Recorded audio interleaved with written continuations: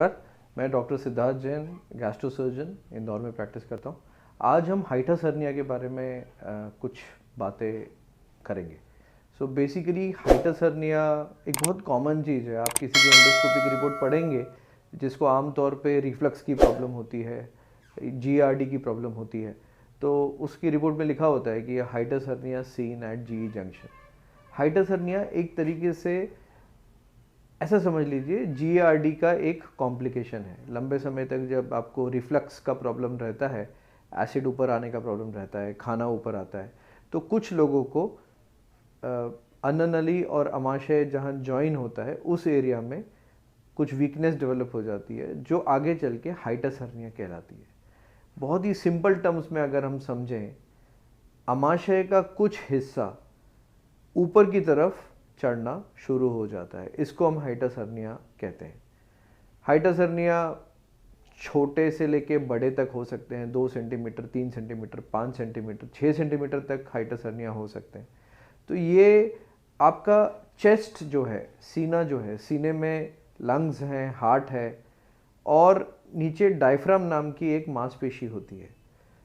अमाशय का कुछ हिस्सा जो नॉर्मली अमाशय डायफ्राम के नीचे रहना चाहिए, लेकिन हाइटस हर्निया की स्थिति में ये हिस्सा ऊपर आना शुरू हो जाता है, डायफ्राम के ऊपर की तरफ चढ़ना शुरू हो जाता है। इससे आपका एसिड रिफ्लक्स और तीव्र हो जाता है, आपके सिम्टम्स और ज़्यादा होने लग जाते हैं। तो हाइटस हर्निया में नॉर्मली हर हाइटस हर्निया वाले पेशेंट को सर्जरी की ज़रूरत नहीं होती है। हम पेशेंट को सबसे पहले ये समझाते हैं कि आपको अपना लाइफस्टाइल ठीक करना बहुत बहुत ज़रूरी है। इसमें सबसे इम्पॉर्टेंट चीज़ होती है कि आप खाना जल्दी खाएं, खाने में और सोने में 4 घंटे का समय रखें, कम से कम 4 घंटे का समय रखें। खाना खाने के बाद 1 से 1.5 घंटा आप वॉकिंग करें। हमारा ऑब्जेक्टिव ये है कि जब तक आप बिस्तर पे सोने जा रहे हैं, आपका खाना आमाशय से आगे निकल जाना चाहिए। अगर ऐसा हो जाएगा तो रिफ्लक्स आपको परेशान नहीं करेगा। तीसरी चीज़ है, हम मरीजों को समझाते हैं कि आपको अपने लेफ्ट साइड पे सोना चाहिए। बहुत सारे पेशेंट खुद ही समझ जाते हैं इस तरफ सोने से उनके सिम्टम्स कम होंगे। और चौथी चीज़ है कि आपका बिस्तर सिर की तरफ से कम 1 ईंट 3 से 5 सेंटीमीटर ऊपर रहना चाहिए। मतलब बिस्तर इस तरीके से रहना चाहिए, सिर्फ तकिए की बात नहीं हो रही है, पूरा बेड सिर की तरफ से ऊंचा रहना चाहिए। ये 4-5 चीज़ें हैं जो आप करेंगे तो हाइटस हर्निया के सिम्टम्स आपके कम हो सकते हैं।